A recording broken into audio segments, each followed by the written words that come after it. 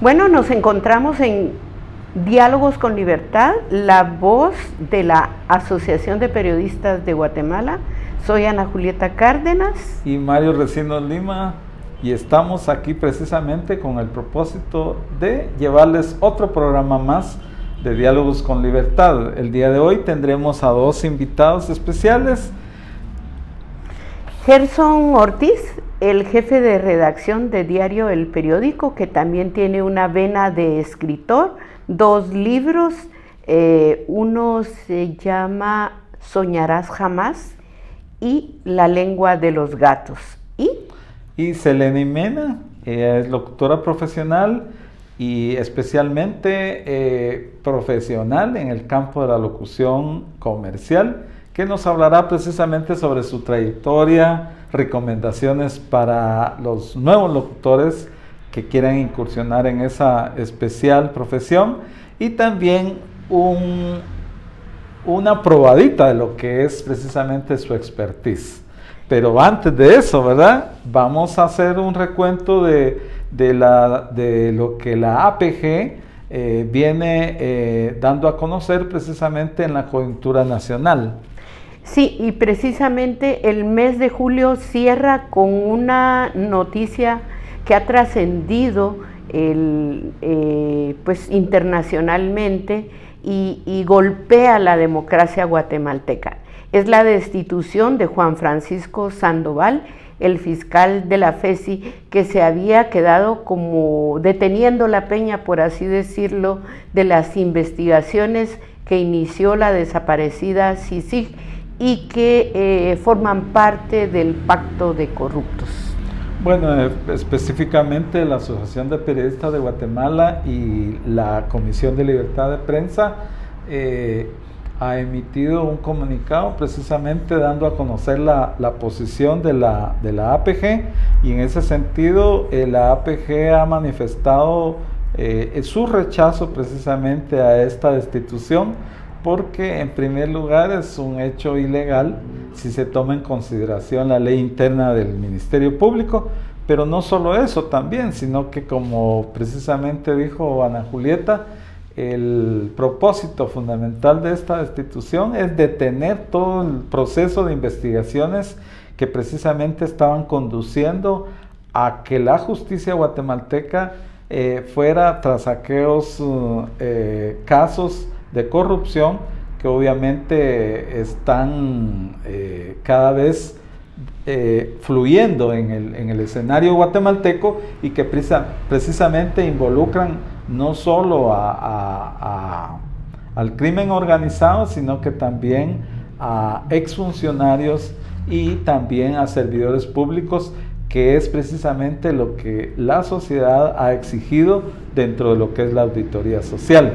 En ese sentido, la APG ha solicitado que sea restituido nuevamente en su cargo el fiscal Sandoval, y que precisamente se den resultados a todo este proceso de investigaciones y que la justicia sea realmente pronta y cumplida para el efecto.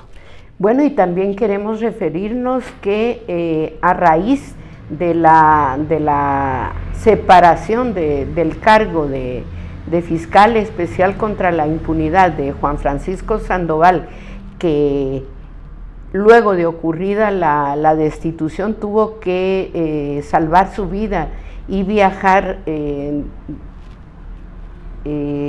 acompañado por la Procuraduría de Derechos Humanos y por varios embajadores hacia otro país, pues también ha ocurrido lo que se ha venido dando, campañas de acoso en contra de medios de comunicación como el tradicional diario La Hora, y contra la reportera de CNN, Michelle Mendoza.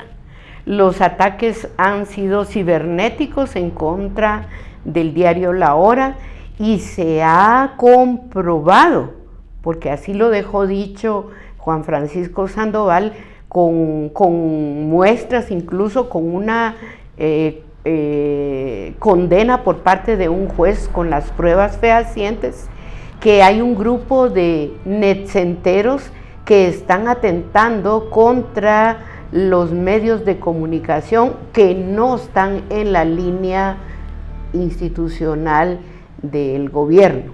Entonces, esto a la APG le obliga a solicitar una verificación y una alerta a la comunidad internacional de países amigos y organizaciones internacionales de derechos humanos, defendiendo nuestra libertad de expresión, que no es solo de los periodistas, sino de toda la población. Bueno, y hay un elemento adicional, no solo es la APG la que en esta oportunidad está manifestando su descontento y su rechazo a este tipo de medidas, sino que también ya desde la semana pasada también se han producido reacciones por parte de la Iglesia Católica, la Conferencia Episcopal de Guatemala, además de eso la AEU, los sectores, por ejemplo, los 48 cantones de Totonicapán y otros sectores sociales y políticos se han pronunciado precisamente por esta destitución y obviamente por otros temas que tienen que ver con el manejo de la pandemia. Desde esta semana empezó a circular una campaña que dice ¿dónde están las vacunas? Y precisamente lo que se busca es precisamente que exista una respuesta inmediata de parte del Ejecutivo. Bienvenidos a Diálogos con Libertad, la voz institucional de la Asociación de Periodistas de Guatemala, APG. En esta oportunidad nos encontramos con Gerson Ortiz, un joven periodista que ha destacado en varios medios de comunicación y aparte de eso, pues tiene una vena de poeta. Gerson Ortiz nació en Guatemala en el 1984, es periodista y comunicólogo egresado de la Universidad de San Carlos de Guatemala, ha trabajado como reportero y columnista en La Hora, como editor y jefe de redacción en El Periódico, ambos en Guatemala.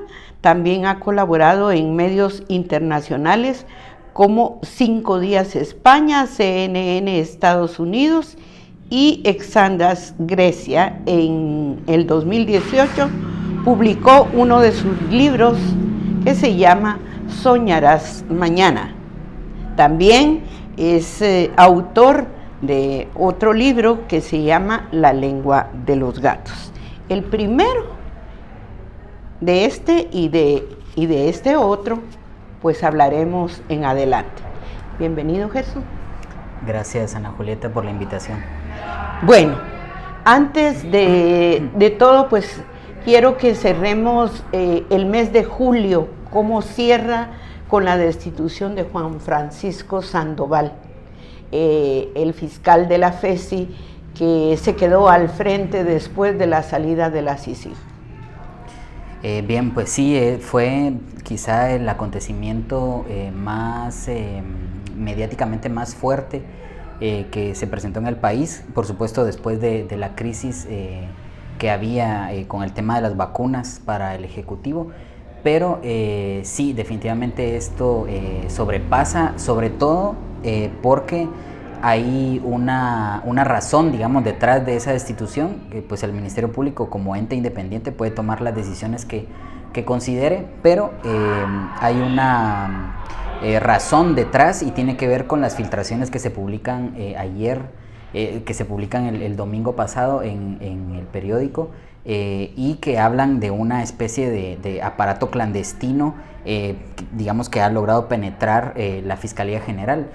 Por lo tanto, las acusaciones, digamos, y todas las razones que detrás de esta destitución y estos movimientos que hay actualmente en la Fiscalía Especial contra la Impunidad van a seguir dando mucho de qué hablar, eso sí, pero digamos mantienen, digamos, la tensión en todo el país. Hemos tenido en el espacio Diálogos con Libertad a Bernie Gudiel, él el jefe investigación de Diario El Periódico, y él hablaba de la profundidad de las investigaciones que lamentablemente no se pueden ir filtrando, porque si no se trae al traste muchos elementos que podrían darnos en el futuro más funcionarios, más diputados, más ministros, gente involucrada con la mafia. ¿Es así? Sí, definitivamente sí. Yo creo que una de las razones detrás de la destitución de Juan Francisco tiene que ver precisamente con esa especie de escuela que él desarrolló tras el respaldo, todo ese paralelismo que tuvo con la Comisión Internacional contra la Impunidad en Guatemala, sobre todo en el periodo de Iván Velázquez, que demostró, digamos, con las investigaciones que hizo, que no importaba, digamos, dónde estaba, digamos, la madriguera, había que ir por ella. Entonces, yo creo que sí, definitivamente todo lo que se va a desatar, digamos, después de esta destitución, y las cosas que el Estado y el sistema mismo querrá mantener ocultas, pues son los medios de comunicación, es el periodismo el que está llamado a develarlo, ¿verdad? A seguir buscándolo y a ejercer también ese papel de fiscalizador que siempre ha tenido. En ese trabajo de investigación, pues es obvio que el reportero sigue todavía ahondando en investigaciones, a pesar de haberse graduado ya de las aulas universitarias, pues su deber es irse formando cada día. La preparación no termina. Como este programa es orientación también para los nuevos estudiantes de las ciencias de la comunicación, ¿cuál sería tu punto de vista, tu observación, para no echar en saco roto lo que se va formando en la universidad? Bueno, pues principalmente que intenten hacer.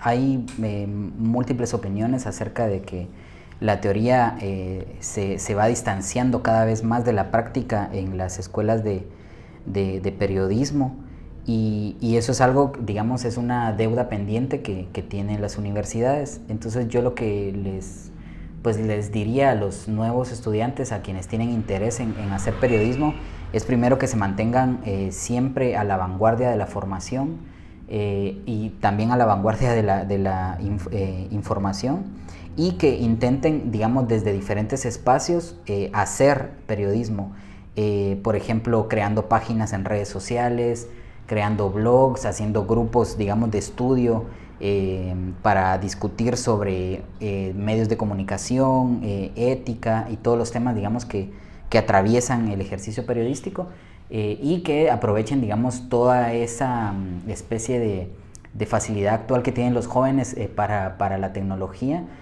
para, digamos, aplicarla a la comunicación, y que no, digamos, se convierta en una cuestión únicamente banal o que tiene que ver con cuestiones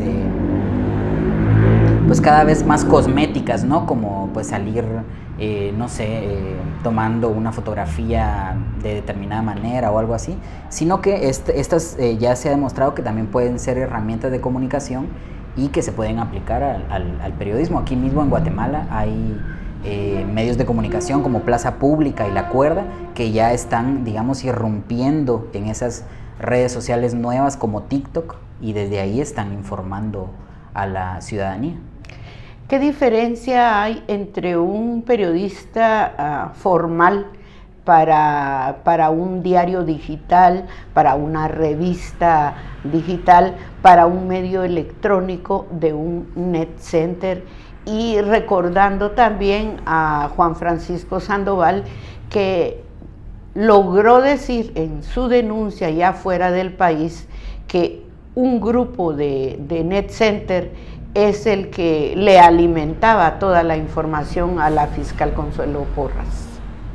Sí, claro, bueno, la diferencia es abismal. Digamos, un periodista formado, digamos, un periodista en ejercicio y digamos, si tiene claridad sobre el concepto de periodismo, sabe que todo lo que es periodismo es verificable. Esa es la primera gran diferencia, versus digamos, el comunicador, entre comillas, de NetCenter, que, digamos, su papel, su rol, digamos, dentro del ecosistema, digamos, de redes sociales, pues es sobre todo desinformar, ir generando distractores para que la gente se vaya hacia ese lado de la balanza, mientras que el periodismo, digamos, todo lo que tiene que informar debe ser cierto, y cuando menos verificable.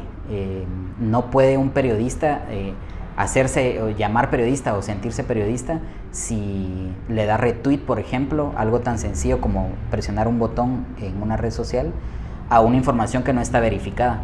Entonces, yo creo que la gran diferencia es esa, la calidad, digamos, de la información que se presenta, y que tiene que ver con la verificación previa que se hace, y para eso pues hay método, hay rutas, digamos, que ya están de alguna manera trazadas, para que los periodistas, y que los periodistas siguen, digamos, estas rutas para finalmente sacar esa información. Toma más tiempo, pero, digamos, está demostrado que no siempre, digamos, el que publica primero publica mejor. Entonces yo creo que esa es una diferencia muy grande. Bueno, ahora pasemos a la vena de escritor.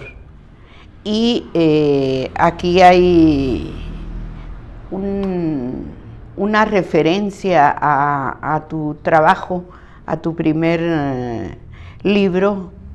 ¿Por qué soñarás jamás? Sí. ¿Y cuándo nació esa vena? Gracias. Yo creo que la vena nace, digamos, en el momento en el que yo descubro que los libros tienen proponen un mundo, una idea del mundo diferente. Y es un libro, digamos, el que a mí me saca de cierto encierro en mi casa, y salgo, digamos, a explorar el mundo a través de un libro. Y claro, yo ya tenía intereses en estudiar comunicación, y fui cada vez leyendo más, y yo, mientras iba alimentándome de la lectura, iba queriendo, iba sintiendo ganas también de contar historias. Entonces, un poco por ahí. Y el nombre del libro, pues el libro es un libro con relatos sobre sueños, y se llama Soñarás Jamás porque, digamos, visto desde fuera, esto podría parecer una contradicción, este concepto de soñarás jamás, ¿no? Esta conjugación rara, por así decirlo, pero dentro de un sueño eso sí es posible. En un sueño precisamente pasan las cosas que fuera del sueño no son tan posibles. Entonces el libro, como les decía, es de relatos, y todos los relatos tienen que ver con sueños, y sobre todo plantean el hecho de que algo tan abstracto, algo tan intangible como los sueños pueden generar movimientos fuera de ese plano, ¿no? En lo material y en las decisiones que tomamos también. Dicen que nadie es profeta en su propia tierra. ¿Cómo le ha ido a esta publicación?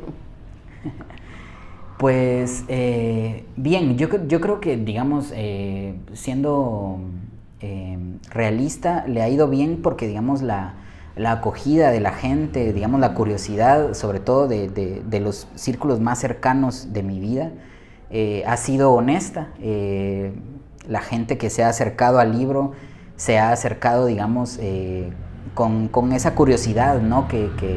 que da, digamos, que un escritor se autoedite, digamos, y eso creo que está bien, pero por supuesto, digamos, detrás, ya, digamos, en un mercado literario, pues eso sí es otro tema, porque no, en realidad, digamos, entrar al mercado casi con cualquier producto es muy difícil, porque las reglas son bastante agresivas, pero yo creo que en el mundo literario es un poquito más difícil, porque vivimos en un país que no lee mucho, ¿no? Que alguien decía por ahí que a veces aquí parecería que hay más escritores que lectores, Y empiezo, ahora que publiqué el segundo libro, empiezo a creerle.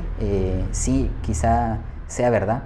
Pero bueno, lo importante es seguir, digamos, soñando y seguir haciendo o intentando hacer literatura, ¿verdad? Y tratando de presentarle a la gente otra posibilidad de ver el mundo. Eso es lo más importante para mí. Ahora vámonos con el segundo, La lengua de los gatos. A mí me atraparon varias historias que cuentas ahí, cómo describes un ambiente nocturno,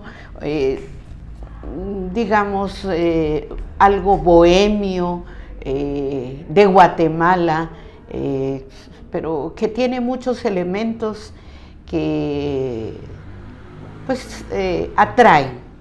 ¿Por qué La lengua de los gatos? Bien, pues principalmente La lengua de los gatos porque hay un relato en el libro que se titula así digamos, yo consideré que este título conceptualizaba un poco, abrazaba, digamos, un poco más al resto de relatos cuya, digamos, razón de ser tiene que ver con la ruptura. El planteamiento principal del libro es cómo los personajes, los seres humanos, podemos hablar, digamos, desde una herida abierta y es, digamos, como el hilo común en todos los relatos. Y entonces, bueno, la lengua de los gatos, digamos, un gatito pues es algo tierno, pero tiene esa particularidad en la lengua que es una lengua áspera y cuando te lame, digamos, te manifiesta, sobre todo lamen como una especie de cercanía, como una especie de aceptación hacia el otro ser, digamos, que siendo muy distinto a ellos, lo lamen para demostrarle que sí lo aceptan, pero al mismo tiempo te hacen daño, ¿no? Es un pequeño daño que se siente y entonces es un poco eso, ¿no? O sea, como la naturaleza humana suele ser así, ¿no? Muchas veces aceptamos las cosas, pero también pueden generarnos cierto daño, ¿no? Cierta pequeña herida y sentí, digamos, que ese título, que es, digamos, concretamente un cuento que tiene como personaje a un gato, digamos, abrazaba, digamos, compartía, digamos, esa característica con el resto de relatos que también tienen personajes que están heridos y que están atravesando por un momento de muchísima oscuridad. ¿Cómo compaginas el trabajo de ser jefe de redacción de un periódico que tiene un prestigio pues, en Guatemala ya muy acendrado, de respeto, de veracidad en su trabajo, incluso con un premio de España? ¿Cómo compaginas eso? ¿Ha quedado por un lado la vena de poeta, de escritor, o cómo haces? No, de hecho, digamos que yo escribo desde hace mucho tiempo, es decir, desde antes de empezar a trabajar en el periódico, pero siento que tuve una etapa, digamos, como de dejar de escribir porque precisamente estaba muy ocupado escribiendo noticias.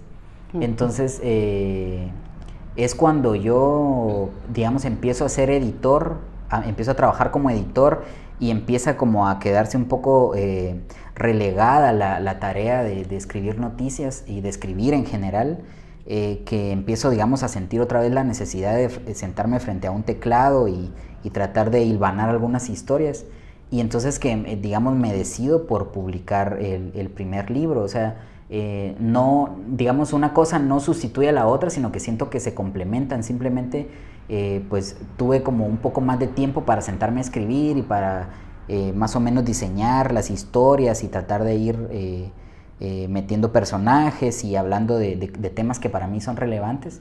Y no, o sea, se compaginan muy bien, digamos. El periódico pues también es un medio muy cercano a lo literario. La edición dominical, por ejemplo, es es muestra de ello. Es una edición muy cultural que le da espacio a la crónica, tienen columnistas muy importantes, un premio Nobel. Entonces, no chocan, digamos, en ningún momento, sino que creo que son dos oficios que conviven muy bien, digamos, uno con otro. No te digo que se complementen, aunque por ratos tal vez sí se crucen, pero conviven bien uno con otro, no se relegan, digamos. Uno no excluye al otro, sino que se llevan bien. Gerson, el tema de la literatura, como tú decías, pocos son los lectores, sin embargo hay ferias de libros, hay posibilidades de que la gente en este país, y ahora con la pandemia, pues tenga más oportunidad de adentrarse y de entrar incluso a webinars literarios, analizar. ¿Quiénes son tus autores favoritos? Pues de los últimos, digamos, que sobre todo que me han ayudado a sentir, digamos, un poco el valor de mostrarle a otras personas mis escritos. Principalmente, digamos, sobre todo en el primer libro, Juan Villoro, que por cierto pues también es periodista mexicano. Hay un libro suyo que a mí me parece fundamental, que es Los culpables, y que cuando yo leí hace algunos años, sentí que había mucho, digamos, en común entre sus historias y las mías, no porque fueran parecidas, sino porque había ciertos elementos que yo sentía que no entraban muy bien y que él los supo aplicar. Entonces para mí Juan Villoro pues es una gran influencia, digamos. No es que escriba, digamos, como él, pero siento que su forma de narrar y su ejercicio, digamos, su constante labor periodística también me han motivado, digamos, a buscar otros elementos para formarme de manera literaria y periodística. Y por otro lado está Samantha Schweblin, que siento que es una escritora que también, digamos, ha sido capaz de mover, digamos, mi cabeza hacia otros lugares, y me enseñó con una novela que se llama Distancia de Rescate. Pues yo pude aprender, digamos, que las historias pueden contarse de forma distinta. Y bueno, una escritora ecuatoriana, autora de Las Voladoras, Mónica Ojeda se llama, que también leí precisamente este año. Leí 2 de sus libros, Las Voladoras por un lado y Nefando, que digamos también me hace experimentar, digamos, toda esa relación que hay entre la literatura, digamos, en prosa y la poesía, porque ella escribe sobre todo poesía desde mi punto de vista, y digamos utiliza como excusa las historias. Entonces es entre algunos otros, ¿verdad? Esos serían como los últimos que he leído en mi vida. ¿Quiénes influenciaron, aparte de lo que vas siguiendo ahora, quiénes te influenciaron o cómo te preparaste, cierto, desde niño? Ya me imagino que el idioma español, el lenguaje, literatura, pues eran de tus favoritos, pero ¿quiénes te influenciaron desde niño hasta ahora? Pues bueno, a lo largo de mi vida he tenido muchos maestros y muy buenos, pero digamos el tema de escritura siento que no ocurre, en mi caso no ocurre desde niño, más bien ocurre un poco ya pasada la adolescencia, cuando, bueno, una serie de situaciones, digamos, en mi vida empiezan a hacer que dirija la mirada hacia otros lugares que no eran comunes en las personas de mi edad. Entonces ocurre, digamos, en una etapa, digámoslo así, tardía. Y bueno, ahí tengo muchos maestros, menciono por ejemplo a Roberto Herscher, que es uno de los principales maestros de periodismo narrativo de América Latina, y quien pues tuve el honor de que escribiera el epílogo de mi segundo libro. Él es un gran maestro, digamos, de aquí de Guatemala, Ana Carolina Alpírez, una gran editora, una gran periodista y una gran amiga. Y bueno, por mencionar solo a un par, Rodrigo Baires en El Salvador. Entonces es, digamos, en mi convivencia con otros periodistas, digamos, que tienen una mirada distinta, que son capaces de ver más allá de los hechos, que yo empiezo, digamos, a sentir curiosidad por la escritura y a ponerme, digamos, a escribir. Yo podría decirte que yo aprendí a escribir en gerundio, escribiendo, y que hay cosas que ocurren únicamente durante el acto de escritura, que si te pones a planificar cómo vas a conjugar los verbos y cómo vas a irte, digamos, por cierto camino técnico, no sé, capaz que no se da la magia, capaz que no se da el fuego, no se aviva, digamos. Puede que se encienda, pero quizá no se avive. Es mi experiencia personal, pero por supuesto que cada escritor tiene una distinta. Pues muchísimas gracias por haber aceptado este espacio. Creemos que hay más libros por ahí, que el apasionante mundo del periodismo, el peligro que llevamos a la sala de redacción por informar a la colectividad, pues está ahí presente.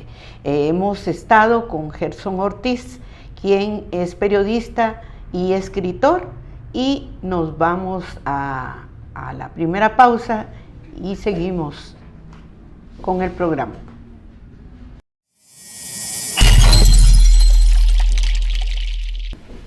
¿Qué tal, amigos? Y nos encontramos nuevamente aquí en Diálogos con Libertad, el programa institucional de la APG. Esta vez tenemos como invitada especial a Seleni Mena. Ella es locutora profesional con un expertise especial en locución comercial, y el día de hoy vamos a hablar precisamente de eso, de lo que son los locutores profesionales, cuál es el papel fundamental de la locución en nuestro contexto guatemalteco, y precisamente sobre lo que es la producción en radio y televisión, precisamente para que los amantes de nuestro programa el día de hoy tengan una noción exacta de lo que es la locución profesional. Bienvenida, Seleni.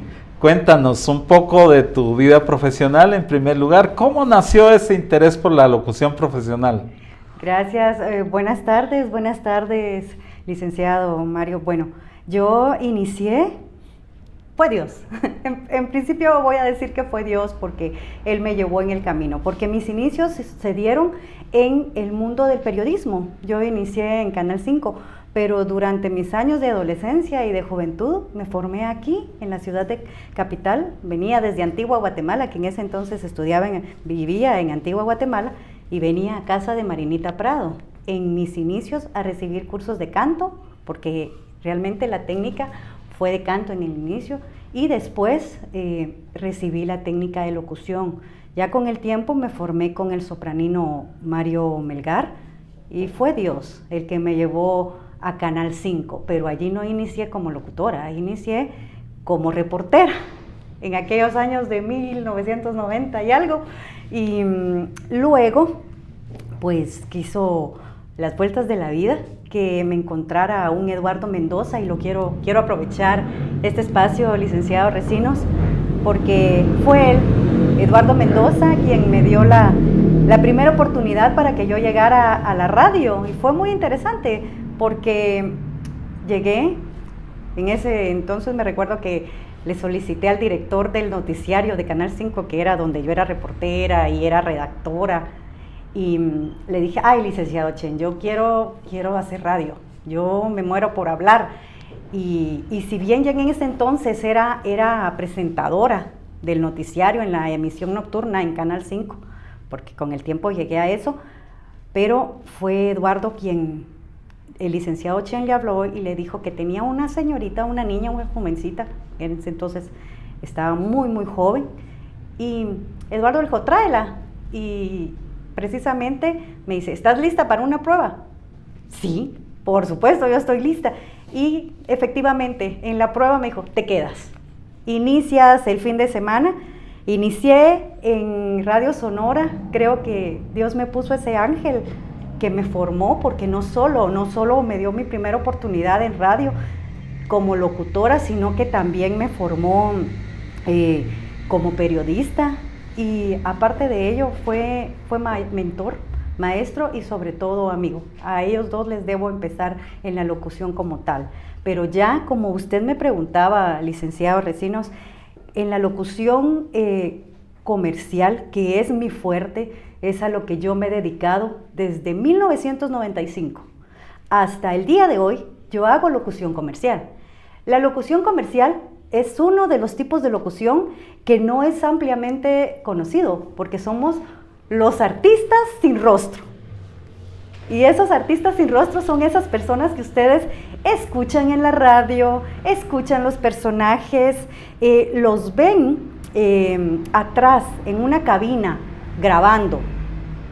Porque si bien locutar es la anexión de dos palabras, como lo dice el diccionario, locutar exactamente es una grabación, y es lo que nosotros hacemos, ¿verdad? Locutores comerciales en Guatemala hay una amplia gama y son muy profesionales. Guatemala, les voy a contar, les cuento a ustedes que Guatemala tiene la mejor locución de América Latina, porque tenemos la dicha y la gracia de no tener acento.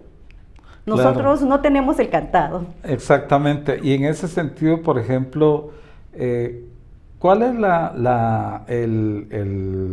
la situación actual de los locutores en Guatemala? Tú que has pasado por todas estas experiencias, tanto en la locución informativa como la locución comercial, ¿cuál es la situación de los locutores en este momento? Bueno, he de decir, voy a hablar a nombre propio, que nos hemos tenido que ir adaptando. Es como una reingeniería. La locución es una reingeniería. Porque los estilos de antes, de locutor, aquel de la voz de Don Otto Mancilla, que usted se recordará, la voz del golpe, al locutor actual nos han vuelto y nos han dicho, la técnica la tenemos que mantener en el sentido de la respiración, de mantener el uso del diafragma, pero la naturalidad es lo que permea al día de hoy. Y hemos tenido que adaptarnos, no solo a causa del COVID, sino a causa de la demanda y de que la vida va muy rápido, a crear.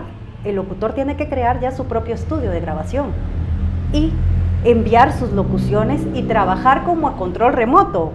Nos llaman, nos piden una locución, la enviamos y si está bien.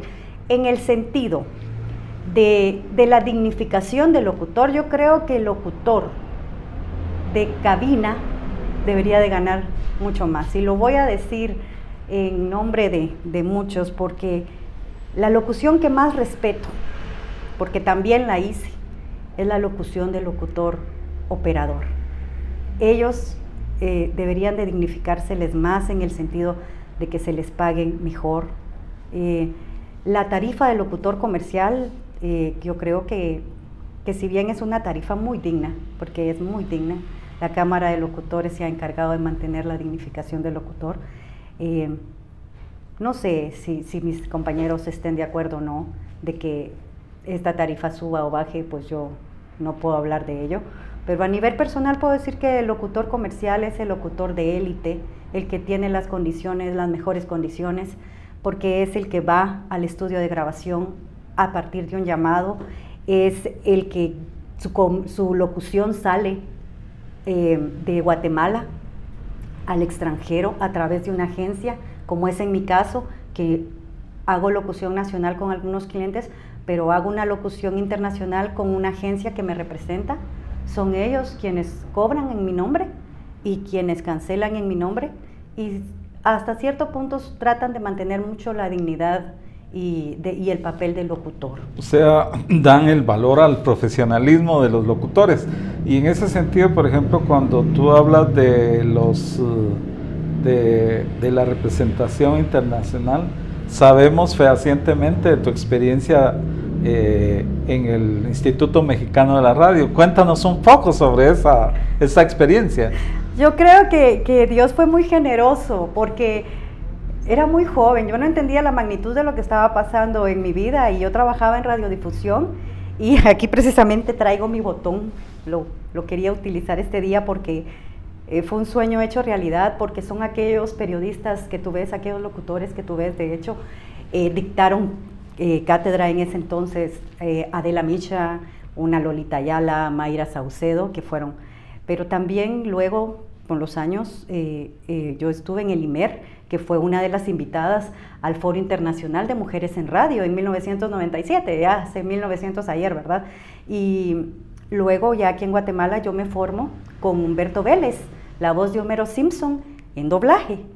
Y fue parte del expertise que yo tuve que hacer para llegar a convertirme y ser la locutora, que no puedo decir que me puedo comparar a los grandes locutores que hay en el país, porque son unas trayectorias enormes y Guatemala tiene una de las mejores locuciones del mundo, no solo con hombres, también con mujeres que me antecedieron y que tienen una escuela maravillosa. Yo creo que muchos de los que hemos salido venimos de la escuela, licenciado, de doña Marta Bolaños de Prado. Venimos de esa escuela, de un radioteatro, de una radionovela de TGW, de la Radio Nacional.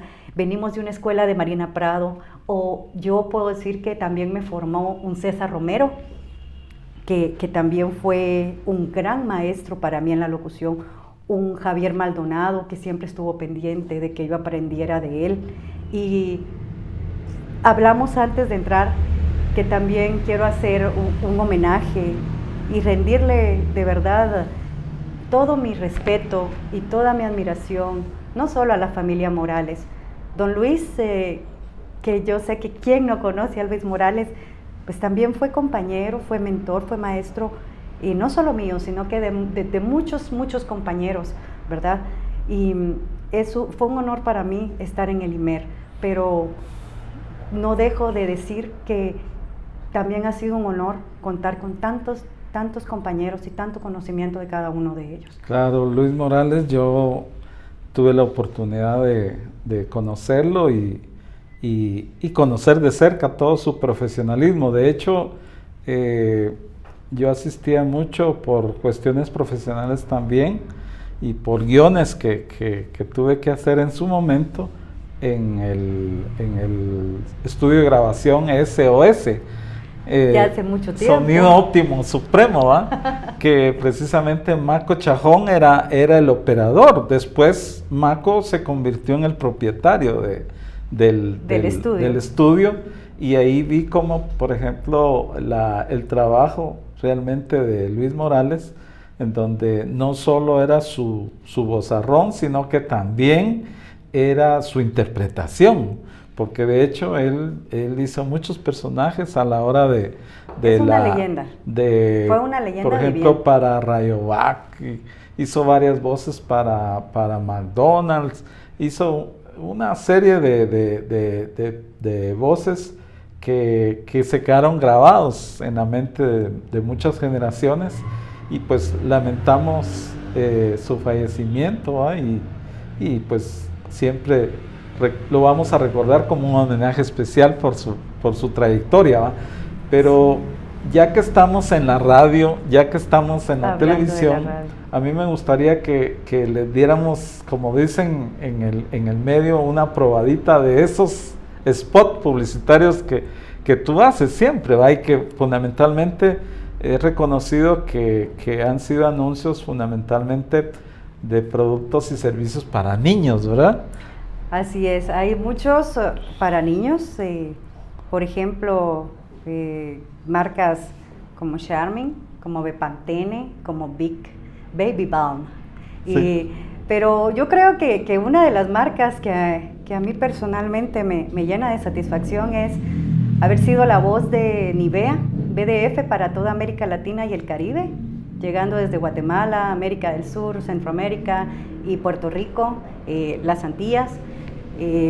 Por 10 años me tocó representar esa marca, la voz de Bimbo a nivel internacional, y ustedes también me tienen en su teléfono porque también fui la primer voz cuando Claro ingresó a Guatemala, la primer voz que les dice: este número de buzón no existe, hasta luego. Entonces, para mí ha sido un privilegio haber representado, yo no sé cuántos comerciales he grabado desde el 95 para esta parte, pero han sido muchas marcas y muchas internacionales que les debo mucho. Les debo mucho porque gracias a este bendito trabajo, gracias al don que Dios me regaló, porque dice que en la vida tenemos que vivir de nuestro conocimiento y de nuestros talentos y nuestras habilidades. Y esos conocimientos me permitieron tener un ojo de Iberoamérica, que es uno de los festivales más grandes y uno de los premios a nivel mundial que se realiza, y yo lo tengo en su categoría oro. Tengo también premios Jade, y esto me llena de mucha satisfacción, porque en la vida puedes tener todo, pero los galardones y el conocimiento son dos cosas que no puedes comprar. Claro, perfecto. Y en ese sentido, ¿qué le diríamos a los jóvenes que se atreven a cruzar las aulas universitarias y seguir la carrera de locución? ¿Cuáles serían dos consejos fundamentales para ellos? El primero es que si lo quieren hacer, de verdad ustedes que están ahí en casa, si quieren ser locutores, no se limiten. No esperen a que alguien les diga: ay, lo haces bien, lo haces mal. Que no les importe si alguien se va a reír de esa ambición que ustedes tienen, porque al final del día somos nosotros quienes hacemos nuestro camino, y si lo quieren hacer, por favor, luchen por ese sueño. Y el segundo, y que también es muy, muy importante, es que se disciplinen mucho, que estudien, porque si bien Dios da la capacidad oral, Dios nos brinda la voz, licenciado, porque Él es el que da los dones. Yo creo que más allá de esa habilidad que nos entrega, la tenemos que perfeccionar, porque somos diamantes, pero diamantes en bruto, ¿verdad? Y la técnica de respiración, la técnica de dicción, la técnica es la que nos lleva a ser grandes locutores, porque no es lo mismo locutar para cabina que locutar para una locución comercial, que conducir un evento, que es el maestro de ceremonias. No es lo mismo ser un cronista deportivo, un animador deportivo, porque toda locución tiene un ritmo, incluso la improvisación nunca se improvisa, eso es mentira. El improvisar dice: ay, sí, vamos a hablar y vamos a improvisar, es mentira, nadie improvisa, porque hasta para improvisar hay un tipo de improvisación, hay una forma de hacerlo. Entonces, estudien, prepárense, busquen un buen entrenador de voz, un maestro de locución, de dicción, un maestro de canto, porque la técnica del canto, yo creo que sin ser cantante, yo tampoco sería locutora, que en principio esa fue mi sueño. Yo recibía clases porque quería cantar y no sabía que Dios iba a elegir el camino de la locución para llevarme a lo que al día de hoy me permitió mantener mi casa, mantener a mis hijos y convertirme en la persona que soy. Bueno, ya a propósito de cantante, ¿verdad? Sabemos muy bien que has tenido un show y que has tenido actuaciones muy especiales. Precisamente yo recibí una invitación. Así es, que era cabalmente de Selena, ¿verdad? Así es. Sí, y sabemos perfectamente que el show fue un éxito, ¿verdad? Sí, entonces, muy bueno. Los oyentes quisieran escuchar a capela algo, precisamente sobre la cantante que tú eres también. Bueno, yo creo que hay muchas canciones, pero yo creo que, no sé, vamos a intentar interpretar alguna de las los temas que a mí me llamen la atención. Y hay uno que me gusta mucho. Sí, ¿cuál sería? Dice, un soldado a casa hoy regresó y un niño enfermo se curó y ya no hay más sombras que te cubran. Aleluya. Bueno, esa sería una muestra. Exactamente. Aparte de eso, yo quisiera realmente aprovechar el momento también para decir que la radio en Guatemala, ¿cómo has visto tú la evolución de la radio en Guatemala, tomando en consideración que tus anuncios han estado en las radiodifusoras, pero que también la emisora de hace 20 años, pues no es la de hoy, ¿va? ¿Cómo ha sido la evolución? Hay una tendencia. Guatemala tiene una particularidad y es que no solo es los programas de radio. Guatemala tiene excelentes productores de radio y hay gente que de verdad innova, es muy creativa. Podemos recordar programas como por ejemplo A Todo Dar, que Josué, Celia y toda esta gente vacía. Hoy hay otro tipo de locución que es una locución mucho más natural. Siguen habiendo este tipo de talk show, del morning show de la mañana, pero básicamente el locutor tiene que adaptarse a las tendencias no solo de Guatemala, sino a las tendencias del extranjero.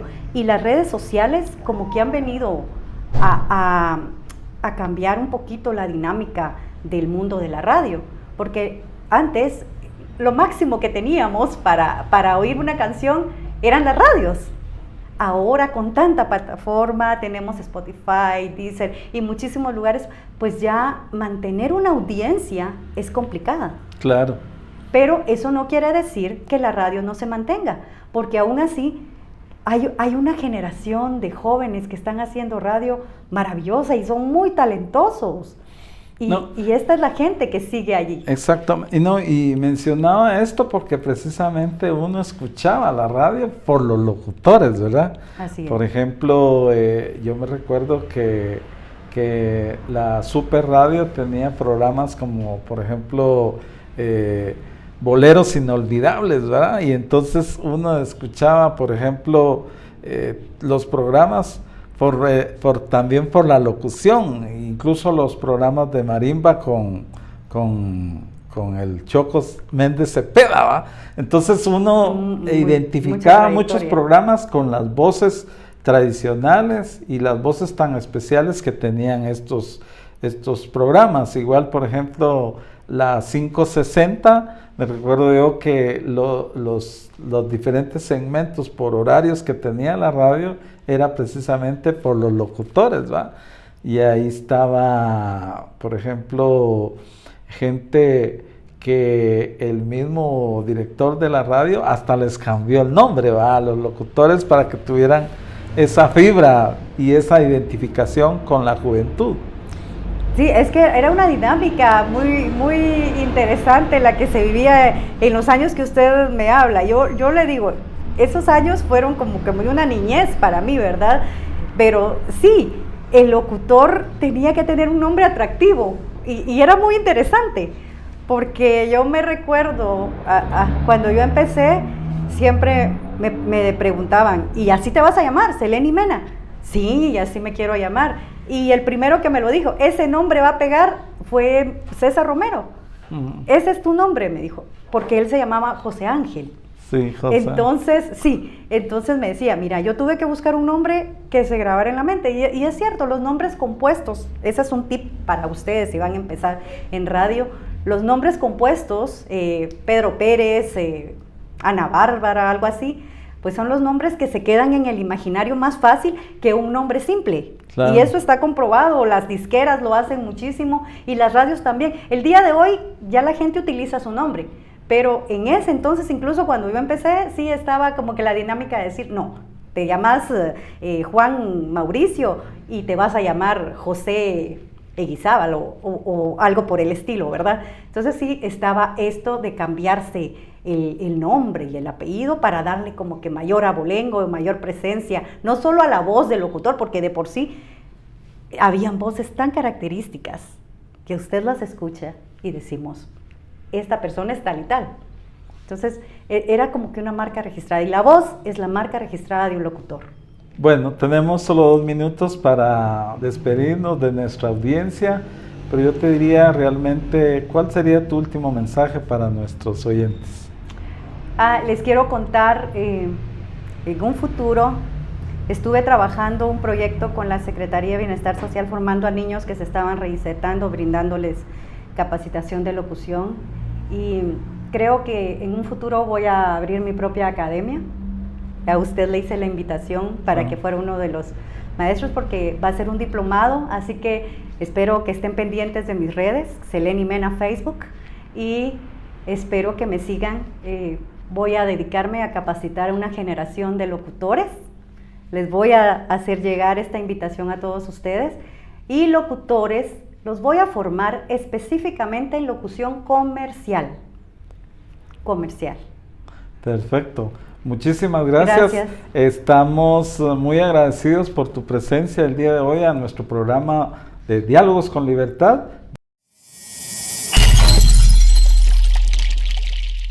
Bueno, y hemos llegado a la parte final de nuestro programa del día de hoy. Agradecemos a nuestros invitados haber estado aquí y compartido muchos de sus conocimientos y muchas de sus experiencias que con el periodismo y la vida nacional nos hacen cada día mejor. Hemos tenido en nuestro estudio a Gerson Ortiz, el jefe de redacción de Diario El Periódico, y a Seleni Mena, locutora profesional con expertise en el tema de la locución comercial. Bueno, y siempre con el agradecimiento a Conexión GT, a nuestro colega Richard Shaw Arribillaga, un colega muy entusiasta que le ha venido a dar un plus a Diálogos con Libertad. Recuerden, el próximo 10 de agosto estaremos cumpliendo 10 años de estar al aire por el 92.1 FM Radio Universidad. Muchísimas gracias y los esperamos el próximo martes a las 7:30 horas.